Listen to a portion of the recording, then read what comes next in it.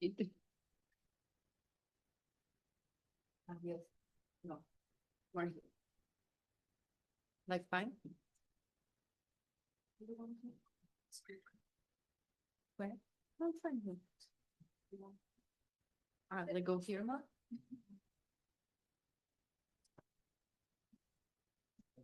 They need to adjust it to my height. Yes. Okay, good. So I'll take this one. So hi everyone. I hope everyone can hear us also online, and welcome to Bio4Human final event.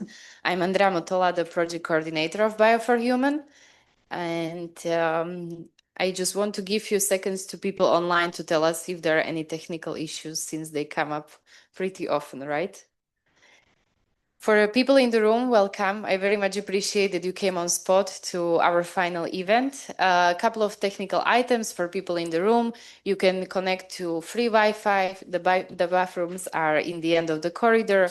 Coffee and water are outside, so feel free to step in and take, or also bring it back to the room with you. We have a very beautiful here weather in Prague today, and I'm happy that the room is quite full, and I hope it will still a little bit fill in as we go throughout the day. And maybe further ado, I will open the session. I will just bring water because based on my experience, my throat dries in 2 seconds. Okay, so I prepared my speech in written because this project means so much to me and I really don't want to skip anyone, okay? So I hope this is fine for you. So good sunny morning, everyone. It is really a pleasure to welcome you all, both here with us today in Prague, but also joining us online to Bio4Human final event. Today is not simply the closing event of a Horizon Europe project. It is a celebration of a journey that has brought together people, expertise, cultures, and perspectives around one common ambition: to improve solid waste management in humanitarian settings and explore the potential of bio-based materials, products, and technologies to make humanitarian aid more sustainable. Over the last 2.5 years, Bio4Human has become much more than a research project. It became truly a multi-actor collaboration that we can see today in the room, bringing together humanitarian organizations, researchers, technical experts, industry partners, communities, and local stakeholders. I would especially like to warmly welcome our project officer, Julia, representative from the Bio-Based Industry Consortium, Mr. Nello Emerencia, our ethics officer, Dimitris, who has been a great help to the project, colleagues from academia and industry, our keynote speakers, consortium partners and their organizations, and also our partners joining online from South Sudan and the DRC, our two project case studies. I can say with pride that this consortium has shown dedication, commitment, and an enormous amount of hard work. These partners continuously went beyond formal responsibilities, invested energy, expertise, and passion into creating meaningful and well-founded results. And perhaps that is why reaching the end feels for me a little bit unusual. When you spend years working together, solving challenges, learning from one another, and seeing proposal ideas become concrete outcomes, there are moments when you feel that the journey should continue. Today, however, is also a moment to share what we have achieved. We will present the core findings and the results of Bio4Human, what we have learned about solid waste management needs in humanitarian context, the opportunities and the limitation of bio-based alternatives, and how these solutions can be addressed, accepted, but also scaled up in real settings. What makes me especially proud is not only the quality of the results, but the way they were developed, through dialogue across sectors, disciplines, and geographies. Bio4Human has shown that sustainable solutions for humanitarian aid cannot be created in isolation. They require indeed humanitarian experience, scientific evidence, industry knowledge, ethical reflection, and the voices of communities themselves. So today, I really invite you to see this event not only as a conclusion, but as a transition, an opportunity to discuss how these results can support future actions, future collaboration, and more sustainable humanitarian responses. On behalf of the entire consortium, I really thank you very much, everyone, for being here today, and let's enjoy the discussions ahead. So now I would like to ask just Abby to welcome our project officer, and we can kick off the sessions.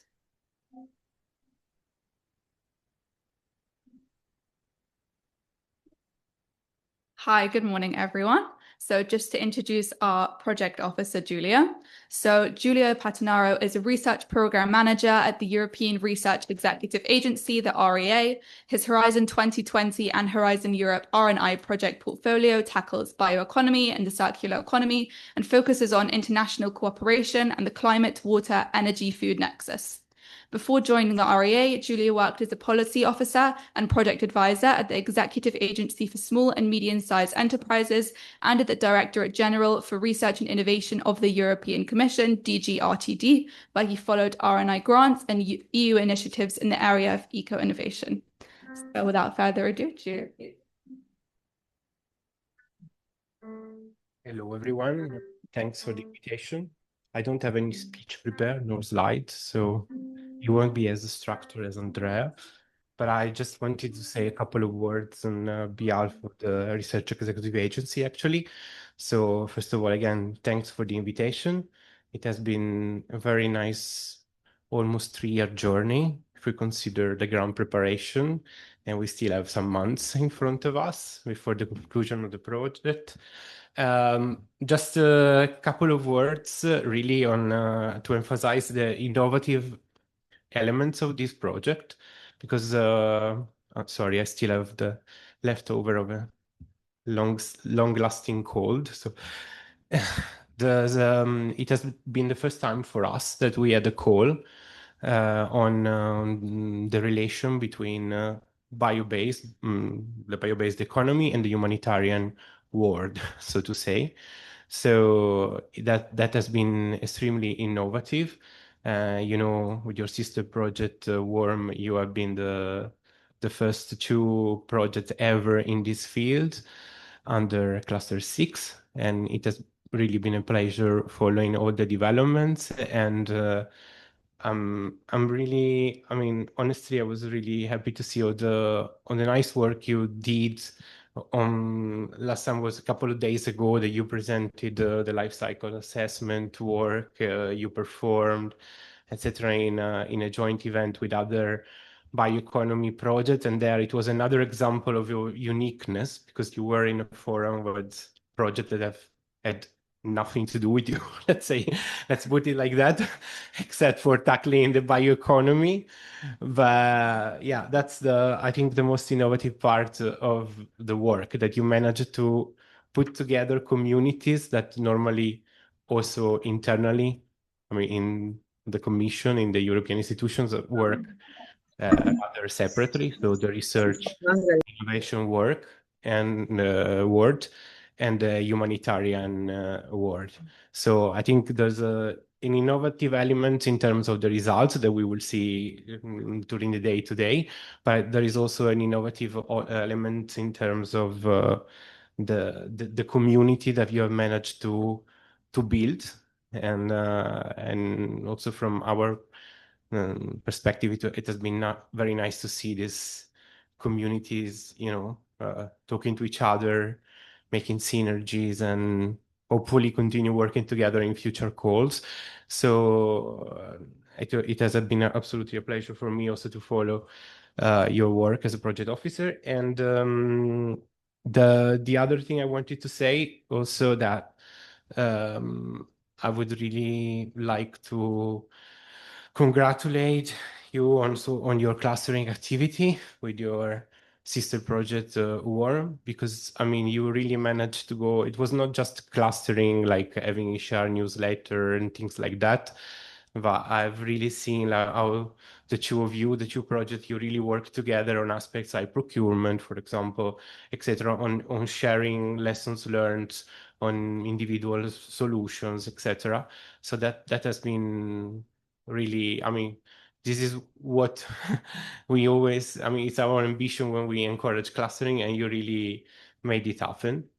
So congratulations again. And then you will see, with us, you will have some other months for the final review of the project. So there will be an external expert that will support me in this work, but you have already gone successfully to the first review, so you shouldn't be afraid. I think, of course, there might be some clarification we will ask, but that's normal business. And yeah, I would stop there. Really, thanks again for the invitation. And you will see also today there's a colleague from DG ECHO, the humanitarian department of the Commission, that will speak after me. I really wanted to say it's also thanks to you that we managed to establish some internal synergies. And this way we are working. I mean, it's also good for us to work together with departments we are not necessarily very used to working with. And yeah, so very curious to see the results that you will present today. And I wish all of you that, from this experience with Bio4Human, you will continue working together in other projects in this area.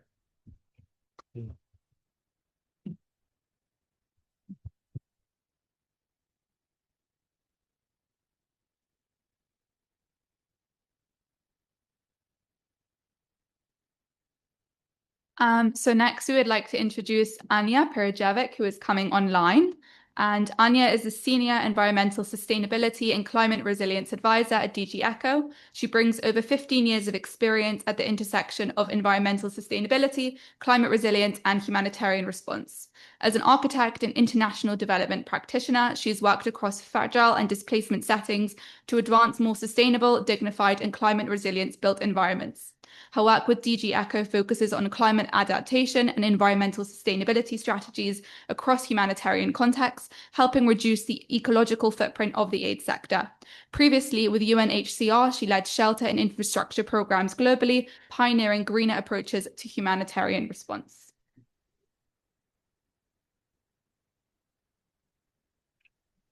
Thank you so much for the introduction and obviously for this invitation. I agree with the previous speaker that currently we are working more and more with different departments of the EU Commission with the aim to a little bit scale up specifically sustainability initiatives, which probably were not traditionally integrated in humanitarian responses. At DG ECHO, we are a little bit more seriously engaging in the topics of environmental sustainability and climate adaptation since more or less 5 years, when we have rolled out our policy and the minimum environmental requirements, which are basically standards that now our partners who implement the projects that we fund have to take into consideration when they receive our financing. And one of the main topics addressed in these requirements is also solid waste management, which is a cross-cutting issue. And unfortunately, still today, let's say the elephant in the room, as humanitarian actors, we know solid waste management and the impacts from it exist. However, we do not necessarily address it. And many times with the excuse that saving lives comes first. So awareness is not really the problem. It is more about political will, funding priorities, and operational expertise and capacity. So these are the areas I think we should strengthen together to somehow improve the situation. As you're aware, we as humanitarian organizations, we do follow a set of principles, and one of them is the do no harm, which obviously should apply also when we talk about environmental sustainability. We know now more than ever, because a lot of assessments and studies have been done, that the humanitarian response has a footprint and a very important footprint that can actually undermine the responses in the different sectors that we implement. And it's our responsibility to also tackle it and address it. The time now is actually to scale up. We have funded in DG ECHO, but also through other donors, a big set of pilots, proof of concept projects. So we know now what works and what doesn't work.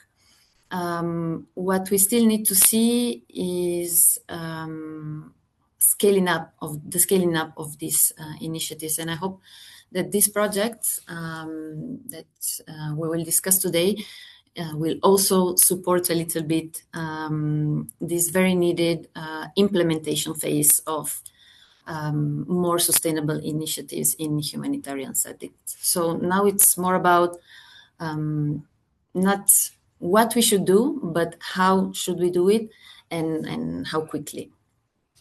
In our experience, in terms of environmental sustainability and solid waste management in specific, the private sector is a key actor. It gives more funding opportunities, streams, so engaging local entrepreneurs and businesses is both practical and also sustainable. And it's not only that for the humanitarian organizations, but it has a very positive impact also on the beneficiaries. What we want to avoid and what we've seen in the past that was happening a lot, still when we had, let's say, a little bit more of the financing, now with the aid cuts, this came out even more clearly, is to avoid duplication and enhance coordination. We don't want to build on new or parallel systems. In many contexts, waste management systems already exist.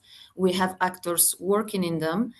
They might be, however, fragile. So the priority should be coordinate and integrate our response into those systems. So ensuring the humanitarian waste is included in the operations that are and initiatives that are already happening on the ground. And this could be through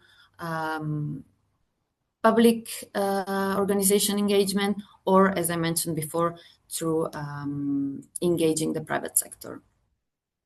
What we have also realized in these last 5 years when we have been engaging more in these topics is that sustainability of an initiative needs to be integrated from the start. And when I say sustainability, I don't mean environmental sustainability, but the sustainability of the project itself. So humanitarian project and program cycles are very small. We are now extending them. We are going from 1 year to 4 years. But still, in terms of sustainability, we need to ensure that the initiatives we put in place and implement have a longer lifespan, and that the beneficiaries and the local actors, other stakeholders, have incentives to engage in these programs and keep them running after our project ends. And especially in solid waste management, we have seen that there is opportunities in this, especially when we highlight the incentives, the livelihood opportunities that might be linked to them. This will never work in every context. However, there are some specific settings where this has now been proven that can exist. One important point, and this I'm sure it will be also discussed today, is to look at the impact of waste throughout the whole supply chain, and not only at the end when the items that we deliver or use don't have a use anymore, so they become waste. So this means that we have started to work with suppliers and procuring items that have a smaller impact throughout the supply chain, meaning they are being produced in a more sustainable way, because we now know that 70% of all the impacts and emissions from any product that's been used in humanitarian settings comes from the production phase of that item. So the solid waste is just the more visible negative impact of it. However, the biggest negative consequences actually come from the production of these items. And we should more actively actually engage with the manufacturers, suppliers, and we have to ask very specific questions. So where the materials come from, which materials were used to produce a specific items, can they be produced with less carbon intensive processes, and so on. And this is also where life cycle analysis comes into play. We have also realized that not every process, every item needs a life cycle assessment. These assessments are very costly. They require expertise and they are time consuming. So what we have been advising to our partners is to look specifically to the durability of an item. So if an item has a longer lifespan, it will need less repair and we will need to replace it much less. So this is somehow a practical way of how we look at waste and the items that we that we deliver in the settings where we work.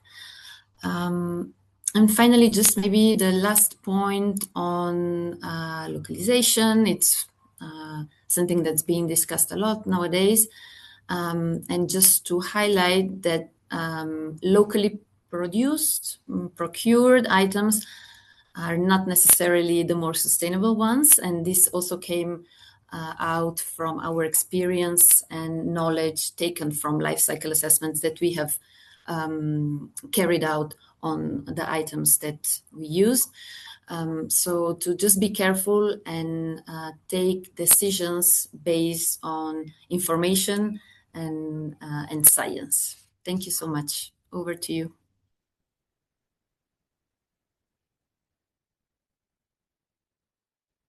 Thank you very much, Anya. I would now like to introduce our keynote speaker, Magdalena Davis.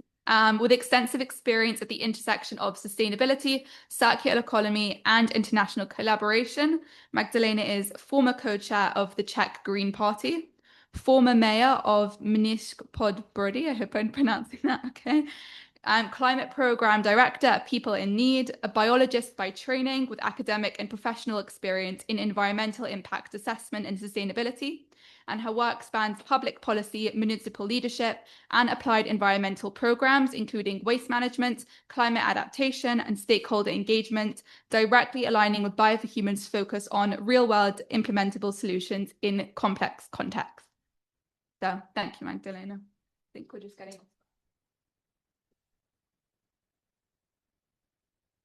Good morning, everyone, and thank you so much for inviting me to your final event.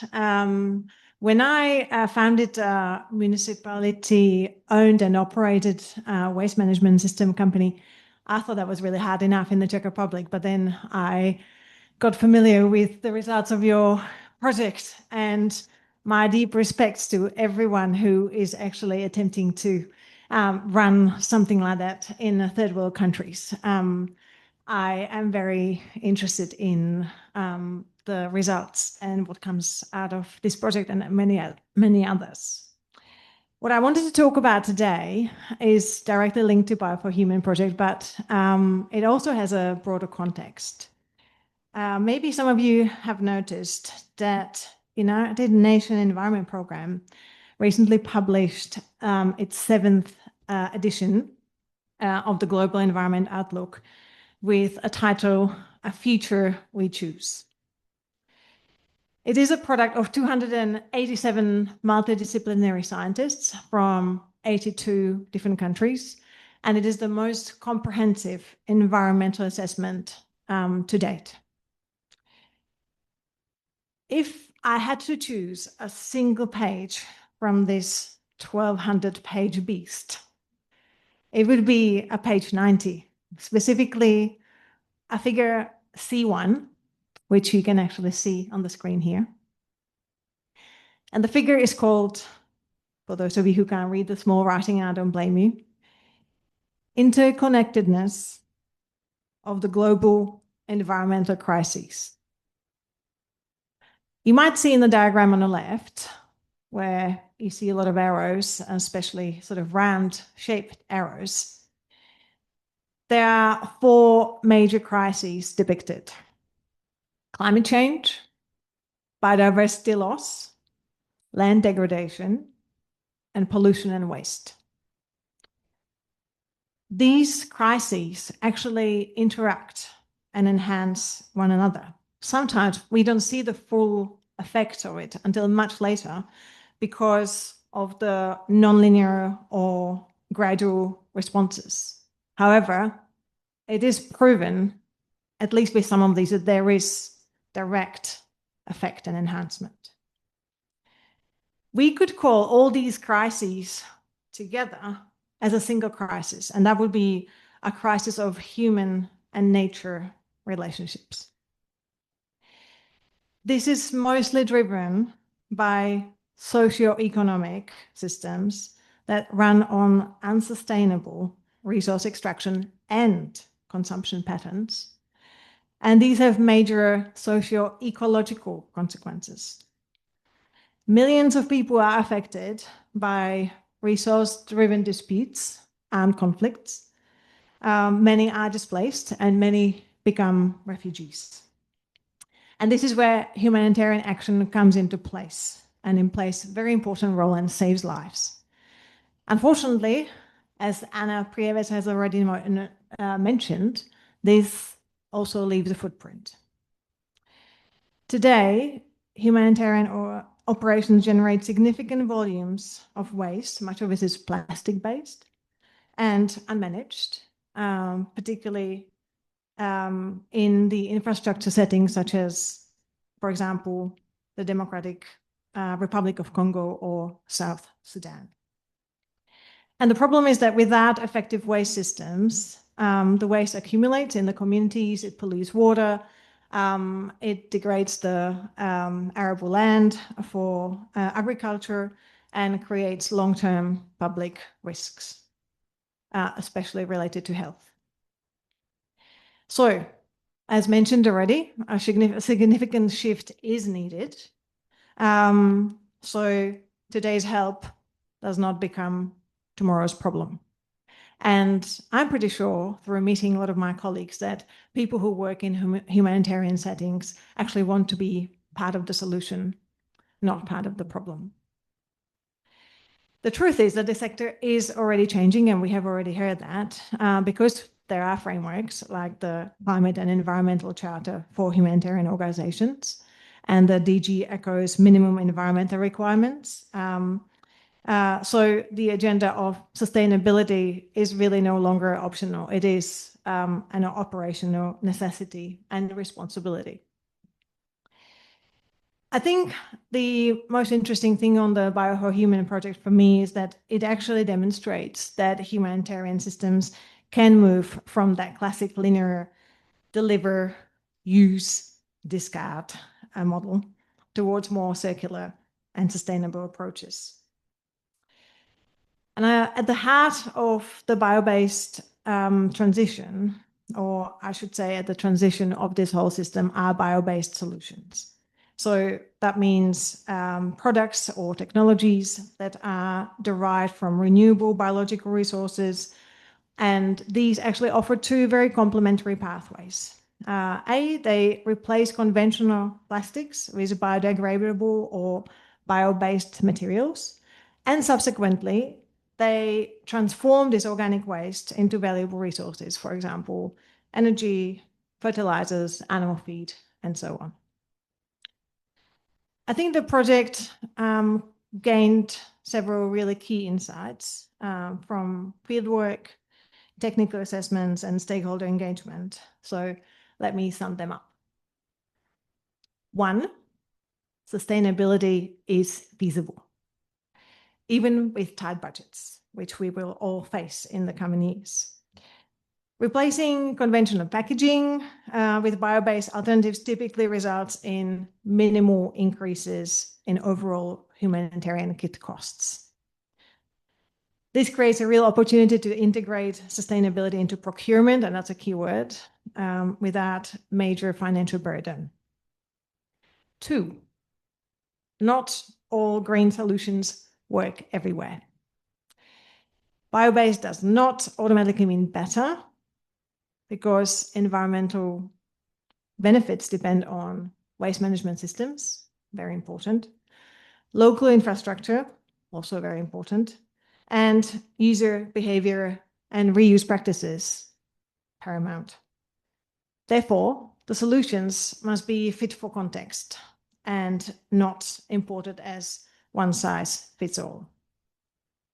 3, procurement is the real leverage point.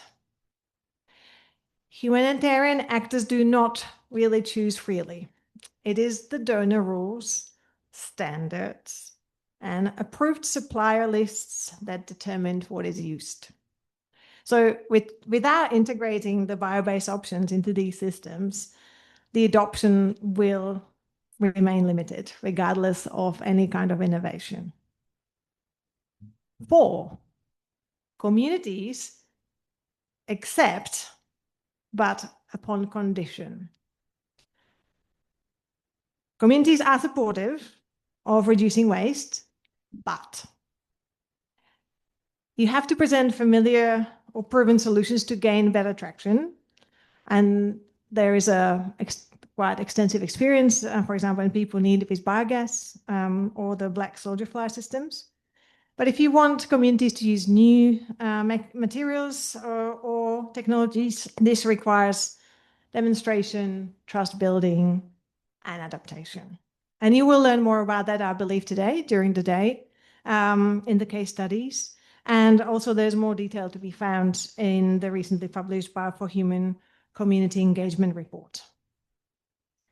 Finally, 5, infrastructure gaps shape impact. In many humanitarian contexts, there's no composting or formal waste system. This is a real problem. And it means that even biodegradable materials can become a waste if the systems are missing. And I think this really matters for policies and practice. And it points to a very critical finding of this project, as I believe, and that is that the challenge is not technology, it is systems. So, to conclude, and to somehow respond to Anja's words on scaling up, I think that to scale sustainable solutions, we need better procurement and the frameworks that integrate sustainability criteria. We need targeted financing and still potentially some pilot projects to show the path of best practice. For scaling up, it's really important to support the local production and value chains, and we are finding that in all sorts of contexts. And cross-sector collaboration between humanitarian actors and the bio-based industry, this is really critical. So, what is the message for the future here? In my opinion, it is that sustainability in humanitarian action is not about perfection. It is about progress under constraints. And I think the Bio4HUMAN project shows that change is possible, trade-offs are manageable, and small strategic decisions, especially in procurement, can create system-wide impacts. Thank you for your attention. And one final word. I will be leaving now, which is not a result of my disrespect for this project, quite the contrary. But I have an important meeting at the Ministry of Internal Affairs. And as soon as that's over, I'm running back here. So I will see you later on in the afternoon. Thank you so much for your attention. Have a good long day.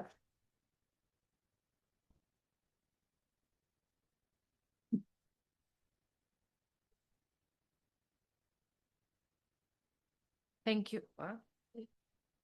Thank you very much, Magdalena, and best of luck at the meeting. So now I would like to call the fellow partners to join for the session while I introduce the session. So we are starting with session 1 of Bio4HUMAN project, which we called Achievements of the Project. Because today is not only about looking back at activities and output, it is about really understanding what changed because of this what aims to be changed because of this project. Across different work packages, countries, and partners, Bio4HUMAN helped us move from understanding complex systems to identifying solutions, exploring what can really work in the humanitarian